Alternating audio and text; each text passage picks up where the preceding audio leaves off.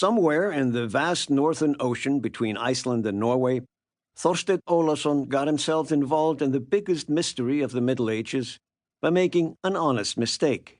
He turned his ship a few too many degrees west. His passengers would have preferred to arrive in sweet home Iceland, but instead they had to settle for an iceberg. They got nice and close. Closer. Closer. Wham! The wooden ship made a sound like a massive tree branch wrenching and splitting. There was no fair fight here between the ship and the iceberg. Frozen glacial water is older and far stronger.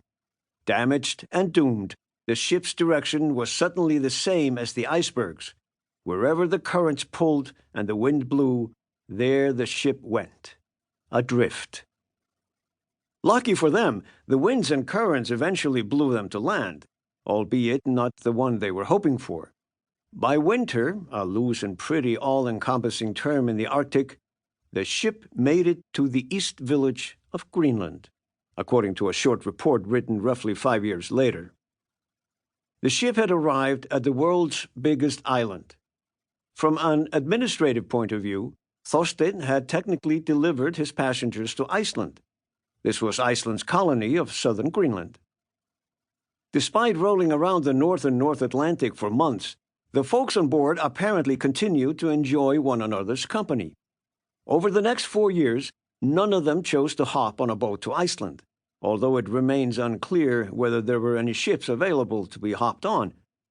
Thorsteinn, probably a decent guy despite his poor sense of direction, developed a crush on a lady passenger, Sigríður Björnsdóttir. So he asked her uncle for her hand, and they decided to marry inside that massive stone church the Greenlanders so prided themselves on. When Sigríður Björnsdóttir walked inside the stone church one calm September morning, her future looked as steady as the turn of the seasons. The grand arched window of the majestic fieldstone church cast light onto the crowd of many noble men, both foreign and local, as noted by local authorities. With a yes and a handshake, the two happy castaways were presented as husband and wife. The wedding certificate signed by Greenland's pastor, Páll Hallvarðsson, was later delivered to the Bishop of Iceland and stored in Skálholt for centuries, until some historians dug it out and did a double-take at the date. September 16th, 1408.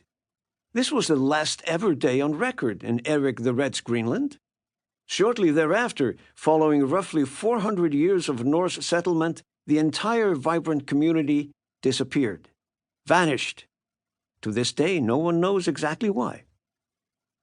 Icelanders in the Viking Age had discovered Greenland in the search for more land and had turned its stock of walrus and narwhals into a global enterprise.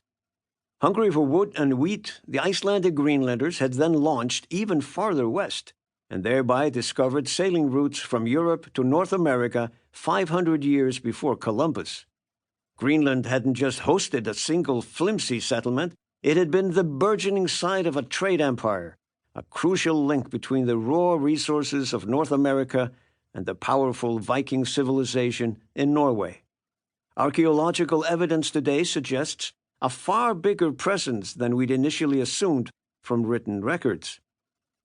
So how did a community of thousands, after 5 centuries, simply disappear without a trace? How could an entire island nation become a ghost town? And what was it like in that early America? To unravel the mystery, we'll follow Iceland's 3 most famous explorers, Eric, Leif, and Guðríður, through the bizarre, violent, and lucky events that shaped their lives.